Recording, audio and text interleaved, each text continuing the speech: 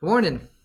Steve again, here to help you with your startup retail energy provider. And today's topic is about the Power to Choose website in Texas. Now, most retail energy providers have decided usually to select one of two markets they want to sell in: the PJM market up in the Northeast, mainly because of the payment of receivables that exist up there, or they decided to come to Texas because that's a more of a freewheeling capitalistic platform where you own the customer because you're the one doing the billing. In some cases, you're a retail energy provider who's doing both. But let's focus on the Texas market. Now, one of the things you can do as a retail energy provider startup is to take advantage of a very low-cost sales portal. That happens to be the Power to Choose website sponsored by the state of Texas. And that website basically allows you to post your products and sell them digitally through the internet to customers. And it's a great platform because it doesn't cost you anything. The state of Texas doesn't charge you to post anything. So it seems like a great way to get brand awareness very quickly at no cost. Certainly, if you strategically sell some products that are loss leaders and are going to rank high when a customer looks for price, it's a quick way for you to get name recognition and some publicity. And that's also one reason why you might want to consider it as a drawback, because essentially the Power to Choose website is a race to the bottom. Typically the products that show up in the first couple of pages are not products where there's any profit margin to be had. They're loss leaders simply to attract certain customers, usually with relatively short-term products. And the strategy is that you get them in on your system, and at the end of their short-term 3 to 6 month product, you roll them over and at a higher price product where you can actually make some money. So it's aggressive. You might consider it because of the ability to become quickly known in the market is a low-cost leader. There's another problem, though, that you might want to consider. As part of the filtering process, they also rank you on a star system that the platform creates. Now, the problem with this platform is that essentially they take all of the entities that are listed, listing products, and create various buckets. And you're in 1-star, 2-star, 3-star, 4-star, 1-star being the lowest. And essentially, the state just marks on a curve. They look at the number of complaints that they have received from you or about you as a provider, and they turn around and give you a ranking based on the ratio between the number of complaints you received and the number of accounts that you have. Well, you can imagine the situation here as a startup. Obviously, you're always going to get customer complaints. It's just a matter of life in this business. But as a percentage of your overall accounts, it's going to seem large in the beginning.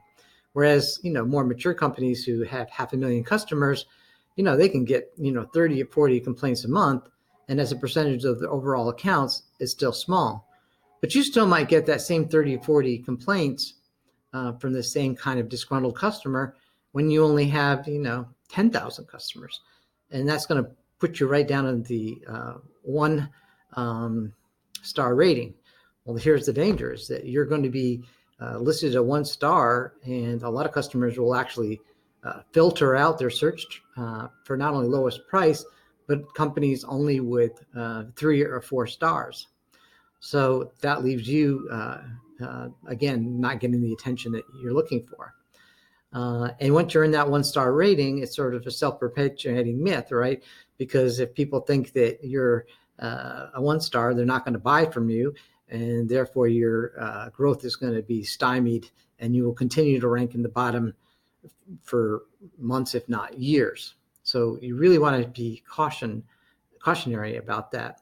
One thing you should be aware of is that when they take those complaints into account, if you dig deep into the website and you look at the complaint matrix that they do for each company, they will point out that out of the complaints received, a certain number actually turned out to be valid and that the customer had a reason to complain.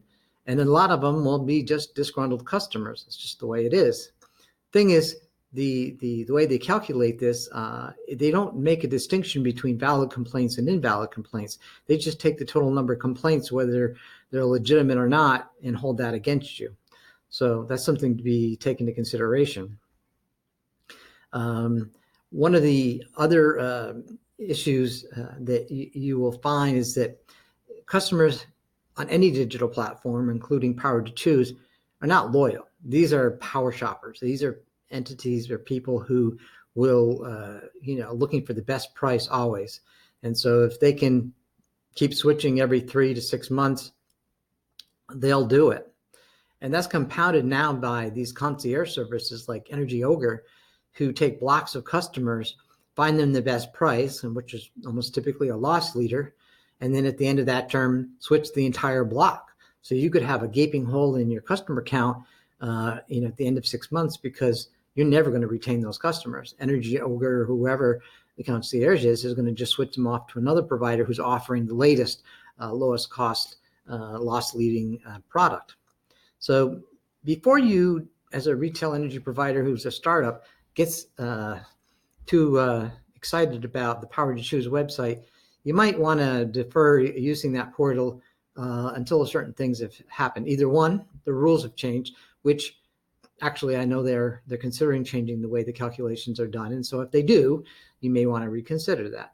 The other option is simply to wait until you have a sufficient base of customers. I would say 100,000 accounts before you start using that portal, because then the number of complaints as a part of your as a ratio to your total number of accounts will be quite small, and you're more likely to get ranked than as a 3 or 4 star company. So I hope this is helpful to you. I want to make your life easier and avoid mistakes that others have made, and take the best strategic approach to your startup. I'm Steve, and I'm here to help you. Please visit my other videos and blogs and for other helpful tips and tools. Thank you very much.